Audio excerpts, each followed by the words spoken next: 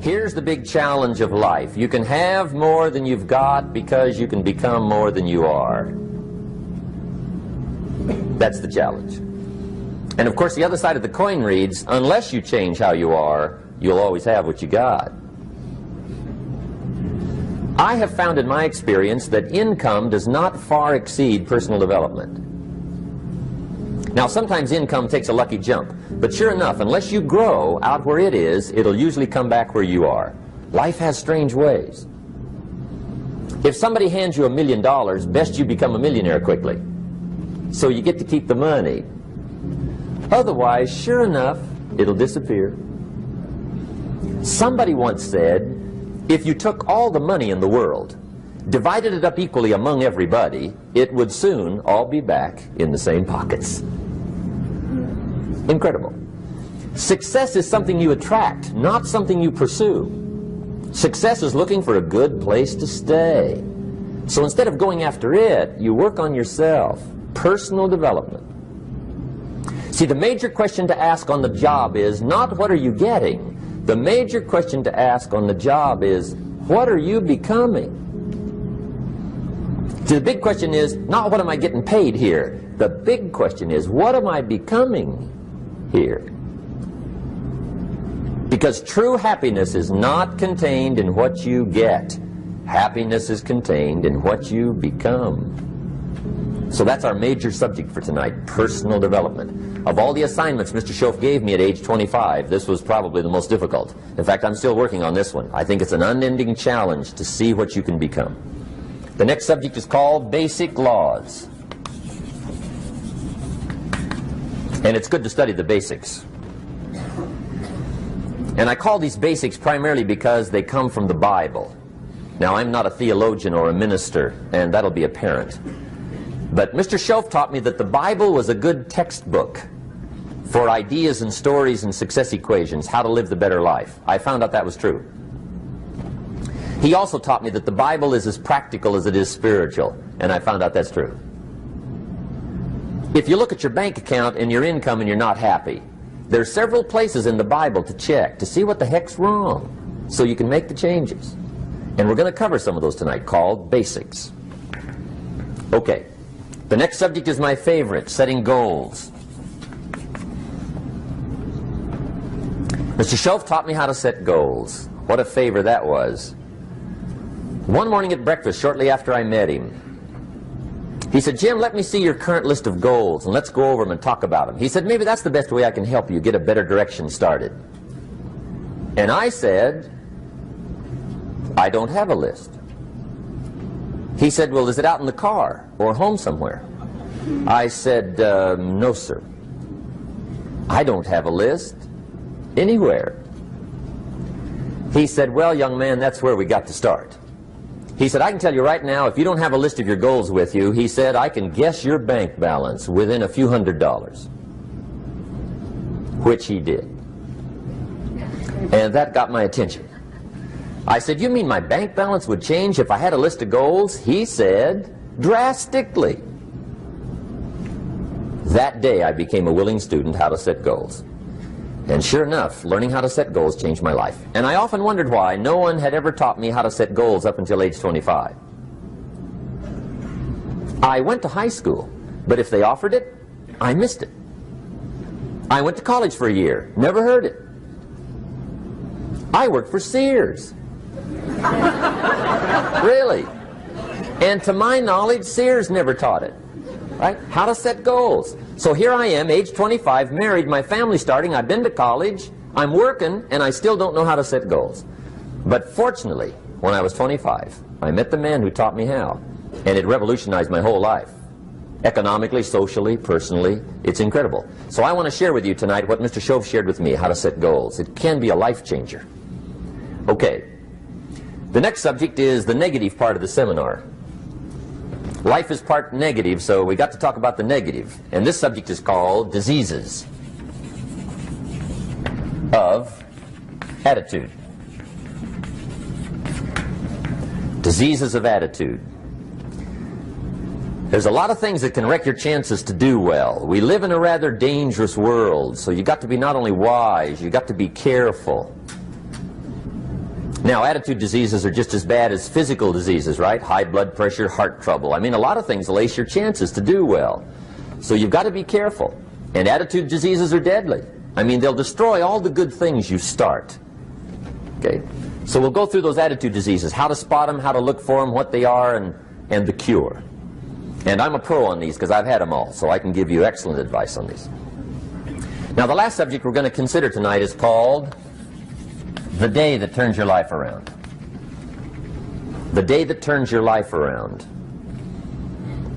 And under this subject, we're going to talk about the emotions that can change your life. Human beings are emotional creatures, and emotions are powerful for life change. Now, of course, emotions are so powerful they can go either way on you. Emotions can either build or destroy. So you really have to employ emotions properly. We call civilization the intelligent management of human emotions.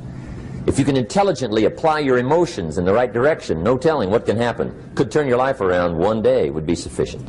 So we'll talk about those. Okay. Now that's a lot to cover in one evening, but we'll keep at it here and see if we can't get it all done. I'd like to have you now jot down the theme of the seminar. Every seminar should have a theme, I guess. We've got one. It's on some of our literature if you happen to notice it, but if you didn't, for your notes, here it is. The theme of the seminar goes like this: the major key to your better future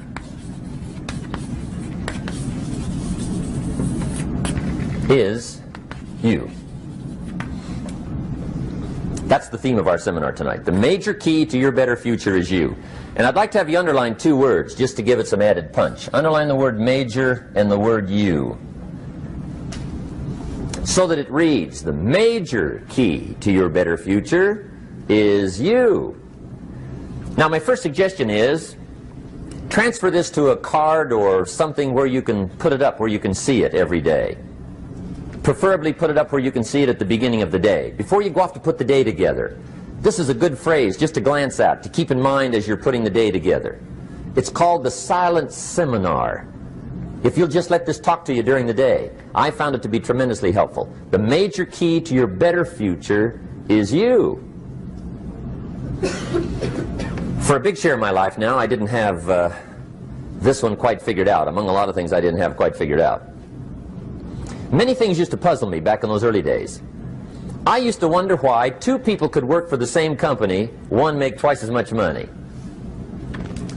Now, see, that used to puzzle me. And maybe they were the same age, graduated from the same school, live in the same community, work for the same company, with the same products and the same services. They've got the same traffic, the same problems, and one makes $1,000 a month, the other one makes $2,000 a month. Now that was my puzzling question. Why would this long list be the same and the money twice as much?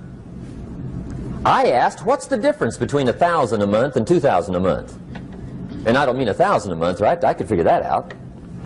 But what makes the difference? Why would one person do twice as well, 3 times as well?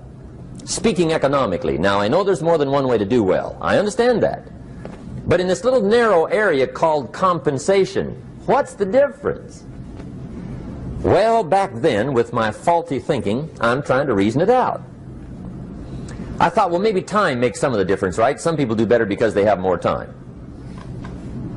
I used to say, Harold ought to be able to do well. He's got a lot of time. If I had all of Harold's time, I could do well. Now, that's got to be dumb, right? Number one, you can't get somebody else's time. A guy says to me one time, he says, you know, if I had some extra time, I could make some extra money. I said, then forget it. There isn't any extra time. Hey, when the clock strikes 12 midnight, that about wraps it up, right? I mean, you can look around the gongs there for a little more, but it's over. You say to the guy, what are you doing? He says, I'm looking for extra time. See, they'll come and take you away, right? There isn't any more time.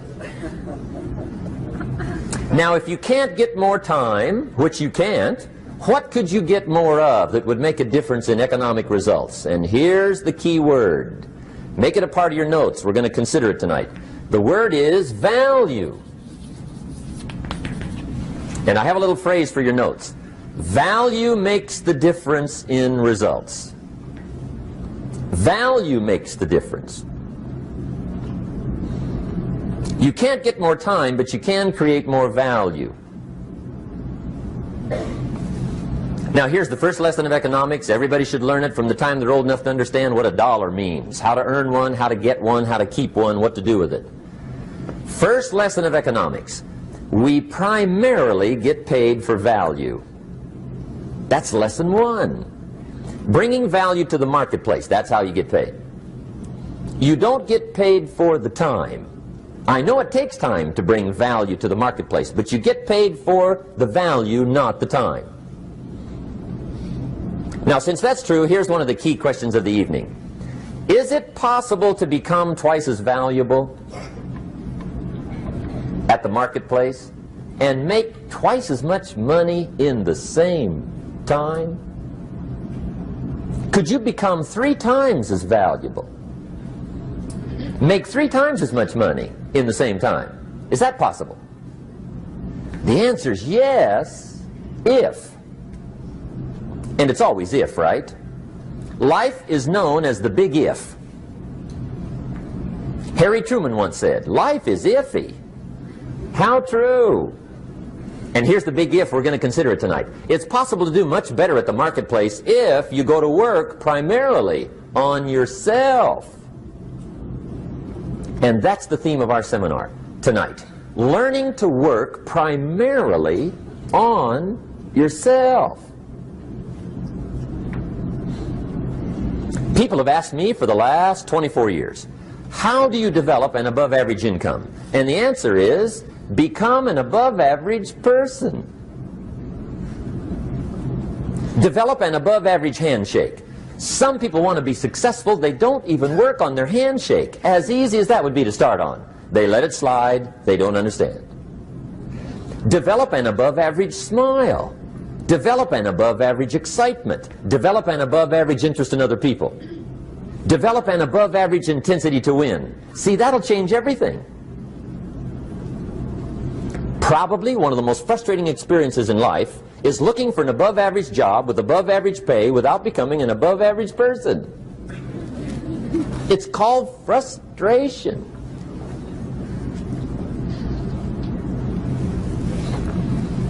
And Mr. Schoaf gave me probably the greatest clue he gave me when I first met him. He said, Jim, if you want to be wealthy and happy the rest of your life, just learn this lesson well.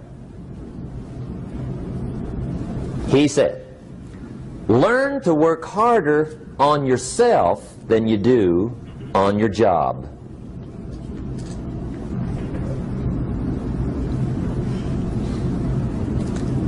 Then Mr. Schoaf gave me probably one of the most important clues among so many things he taught me, but this was in those early days. Mr. Schoaf was very kind, but he was also very abrupt. And he had these interesting questions to ask. I'm giving him a little rundown one day on how things hadn't worked out for me.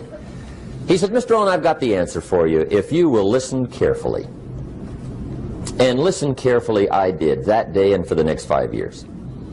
If somebody's wealthy and happy, you gotta listen. He said, Jim, I've only known you a short time. But he said, it's already my honest opinion that for things to change for you, you've got to change. That wasn't quite the answer I was looking for. But that's the answer he gave me, and I pass it along to you on this warm summer evening in Anaheim, California, 1981. For things to change for you, you've got to change. Otherwise, it isn't going to change. Before I met Mr. Schoaf, I used to say, I sure hope things will change. Right? That seemed to be my only hope. If it isn't going to change, I'm in serious trouble. And then I discovered it isn't going to change, so I'm in serious trouble.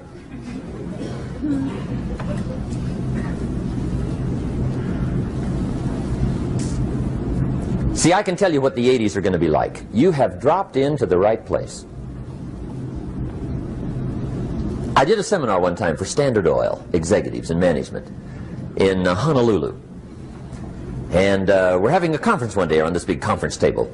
And one of them said to me, Mr. Rohn, you know some fairly important people halfway around the world. What do you think the 80s are going to be like? I said, gentlemen, I do know the right people.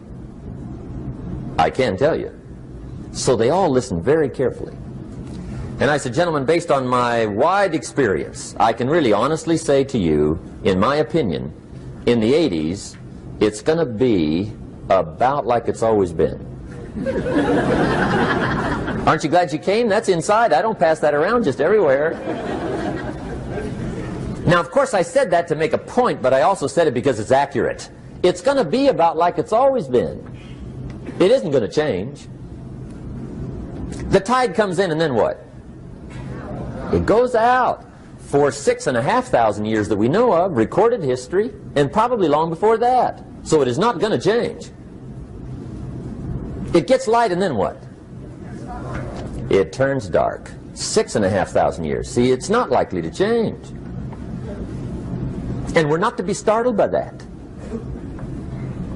If the sun goes down, the guy says, what's happened, what's happened? It means he hasn't been here long, I guess, right? It always goes down about this time. The guy says, well, I don't like that arrangement. Well, you got to talk to somebody besides me, right? It gets light, then it turns dark. In rotation, the next season after fall is what? Winter. Pray tell, how often does winter follow fall? Every year regularly for the last 6,500 that we know of. See, it is not going to change. Now, some winters are long, and some are short, and some are hard, and some are easy, but they always come right after falls. It isn't going to change. Sometimes you can figure it out, sometimes there's no way to figure it out.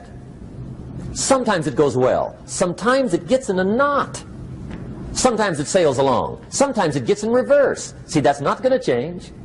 The last 6,000 years reads like this: opportunity mixed with difficulty. That's how it reads. It isn't going to change. The man says, well, if it isn't going to change, how will my life ever change? Answer, when you change. And whether I'm talking to high school kids or business executives, my message is always the same. And it goes like this: the only way it gets better for you is when you get better.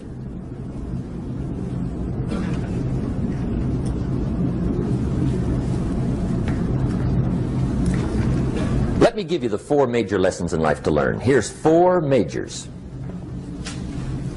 It's good to study the majors. In our weekend seminar we teach. Some people don't do well because they major in minor things. You've got to be on the lookout. At the end of every week, end of every month, you've got to check, make sure you're not spending major time on minor things. We go through that whole series. Majors and minors. Now, let me give you 2 phrases before we get to the 4 majors. This will set it up and you'll see where I'm going. 2 key phrases for your notes. Here's the first one. Life and business is like the changing seasons. That's the first phrase. Life and business is like the changing seasons. One of the best ways to describe life, it's like the seasons. Frank Sinatra sings, life is like the seasons. Now here's the second phrase. Very important. You cannot change the seasons, but you can change yourself. You can't change the seasons, but you can change yourself. And see, that's how life gets better for you, not by chance, but by change. Now, here's the 4 major lessons in life to learn. I've got my first book finished. Came out a couple of weeks ago. This is in it. The 4 major lessons in life to learn. Here they are. Number 1, learn how to handle the winters. That's lesson 1. They come right after falls with regularity. Some are long and some are short and some are hard and some are easy, but they keep coming. You must learn to handle the nights. They come right after days. You must learn to handle difficulty. It comes right after opportunity. You must learn to handle recessions. They always follow progressions. For the last 6,000. See, it isn't going to change. The lesson you must learn is how to handle it. And there's all kinds of winters, right? The winter when you can't figure it out. The winter when it all goes smash. The winter when it turns belly up. The winter when it won't work, when you've run out of money and you've got a broken heart. See, those are winter times. There's all kinds. Economic winters, social winters, personal winters. When your heart is smashed in 1,000 pieces and the nights are unusually long, your prayers seem to go no higher than your head. It's wintertime. Barbara Streisand sings, "It used to be so natural to talk about forever, but used to be's don't count anymore. They just lay on the floor till we sweep them away. You don't sing me love songs, and you don't say you need me, and you don't bring me flowers anymore." A song of winter. But see, the disappointments come. Those are normal. That's part of life. But the question is, how do you handle it? How do you handle the coming winters and the disappointments and the downtimes? Well, you can't get rid of January by tearing it off the calendar. But here's what you can do. You can get stronger, you can get wiser, and you can get better. The winters won't change, but you can. And that's how life changes for you. See, before I understood, when it was winter, I used to wish it was summer. I didn't understand. When it was hard, I used to wish it was easy. I didn't know. And then Mr. Schoaf gave me a part of his very unique philosophy when he said, "Don't wish it was easier, wish you were better." See, that triggered my whole life change. Don't wish for less problems, wish for more skills. Don't wish for less challenge, wish for more wisdom. That's the key. So that's lesson one, learn how to handle the winters. Here's lesson two, learn how to take advantage of the spring.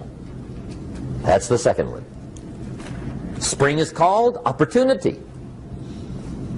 And spring follows winter. What a great place for it. If you were going to put it somewhere, that'd be the place to put it, right after winter. And pray tell, how often does spring follow winter? Every year with regularity, 6,000. You can almost count on it. See, opportunity always comes. Days follow nights. Isn't that terrific? Opportunity follows difficulty. But here's what you must learn to do. Underline these two words in that key phrase. Take advantage. Underline those two. You must learn to take advantage of the spring. See, just because spring rolls around is no sign you're going to look good come fall. You got to do something with it. In fact, you have to get good at one of two things in life. Planting in the spring or begging in the fall. Or get somebody to do it for you. See, those are about the only alternatives. Now here's what else you must do. Take advantage of the springs quickly, because there's only a few. Just a handful of springs have been handed to each of us. They don't come forever. Life is fairly brief. So you got to read every book you can get your hands on what to do with your springs while they're here. And take advantage, they soon run out. The Beatles wrote, "Life is so short." And for John Lennon, it was extra short. But life is brief. Elton John sings, "She lived her life like a candle in the wind." It's brief. So whatever you're going to do with your life, you got to get at it. Don't just let the springs pass. Here's the third major lesson in life to learn. Learn how to protect your crops all summer. You got to take care of what you start. Sure enough, as soon as you've planted your garden in the spring, the busy bugs and the noxious weeds are out to take it. And here's the next bit of truth. They will take it unless you prevent it. And that's the third major skill to learn. You've got to learn to prevent the intruder from taking all the good you start. It's one of the challenges. Here's two key phrases under number 3. First one, all good will be attacked on this planet. Maybe not the next one we get to, but on this one, all good will be attacked. Every garden will be invaded. Not to think so is naive. And here's the second phrase. All values must be defended. Political values, social values, community values, family values, marriage values, friendship values, business values. Every garden must be tended all summer. Third major lesson. Now here's number 4. Fourth major lesson in life to learn. Learn how to reap in the fall without complaint. Learn to reap come harvest time without complaint. Take full responsibility for what happens to you. It's one of the highest forms of human maturity, accepting full responsibility. It's the day you know you've passed from childhood to adulthood, the day you accept full responsibility. And another note, learn to reap in the fall without apology. Without apology if you do well, and without complaint if you don't. That's maturity. I used to have that long list of reasons why I wasn't doing well. To explain. You got to explain, right? Otherwise you're going to look bad. I used to have this funny list called Reasons for Not Looking Good.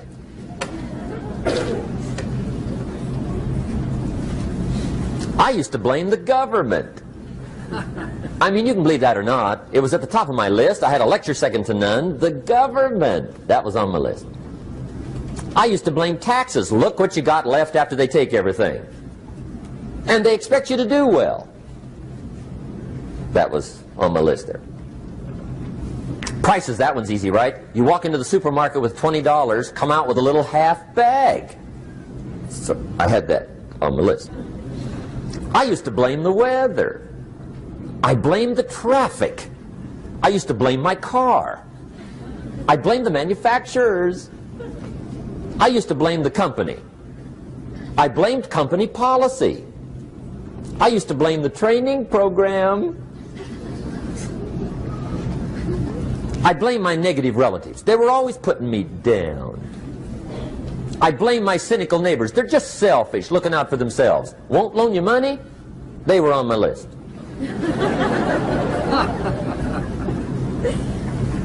I used to blame the economy.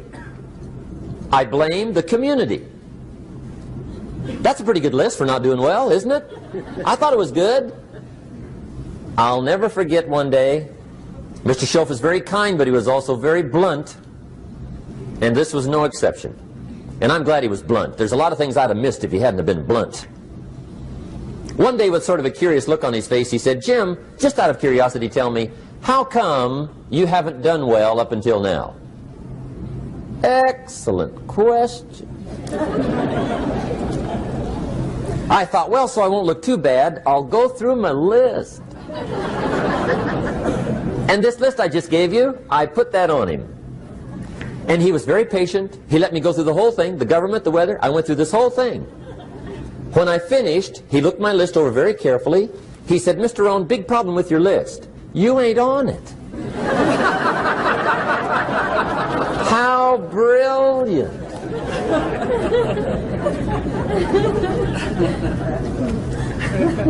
When I went to work for him a few months later, I learned very quickly to tear up my list, reasons for not doing well, and I threw it away. And I got me a fresh piece of paper. And I put one word on it. Me. There's a Black Heritage spiritual that says, "It's not my mother nor my father, nor my brother nor my sister, but it's me, oh Lord, standing in the need of prayer." See, I used to blame everything outside. And then let me give you a little philosophy that helped turn my life around. For your notes, here it is. It's not what happens that determines the quality or the quantity of your life. It's not what happens. And the reason is because what happens happens to about everybody. No different. The sun went down on all of us last night. A common event, a happening. And I found out that the same things can happen to two different people. One gets rich and one stays poor. Why is that? It's because it's not what happens, but rather it's what you do that changes everything. So that's a key phrase. It's not what happens, it's what you do. What happens is about the same. You might put that in parentheses here. Same. What people do, that's what's different. Anything can happen, right? Everything can happen. I've heard all the stories. I've been one of the stories. Hey, we could all tell stories all night long, right? Happenings. Anything can happen. Have you heard of Murphy's Laws? Anybody here heard of Murphy's Laws? Okay, most of you have. Murph had these laws. One of them was, if anything can go wrong, it will. That's one of Murphy's Laws. He was not one of the great positive speakers of the day. But anyway, it's still true though, right? Anything can go wrong, everything can go wrong. For sure. I've fallen out of the sky so many times. Once to the tune of a couple of million. Devastating. Took me a while to survive that one. Now, it wasn't all that much, but it was all I had. Right? I mean, that's when it's much, right? When it's all you got. If you got 3, 2 go, you got 1 left, you ain't looking that bad. But when it all goes, has anybody been there when it all went? Anybody? Come on, the rest of you liars. Go ahead. Hey, we've all been there, right? When it all went. Of course, it used to be a long time ago, right? When you ran out of money, got to 0, you were all through. Heck, now you can whistle right on by 0, right? I mean, they will bury you. That's what they will do.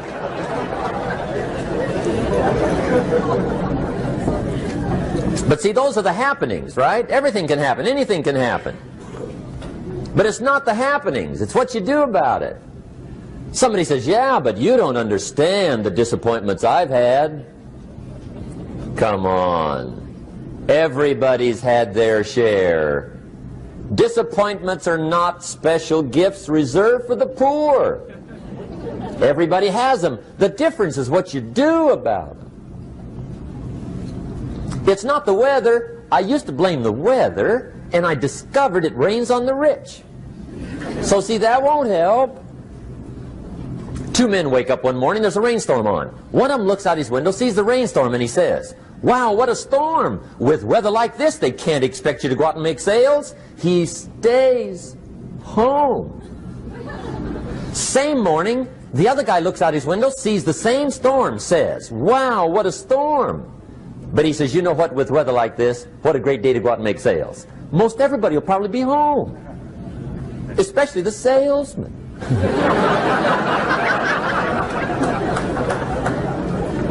See, that's the difference in how your life works out. It's not what happens, it's what you do. So here's one of the key questions of the evening. Starting tomorrow, what are you going to do that'll make a change in your life's direction? Good question. What are you going to do starting tomorrow that'll make a difference? Now see, if you don't do something starting tomorrow that'll make a difference, guess what?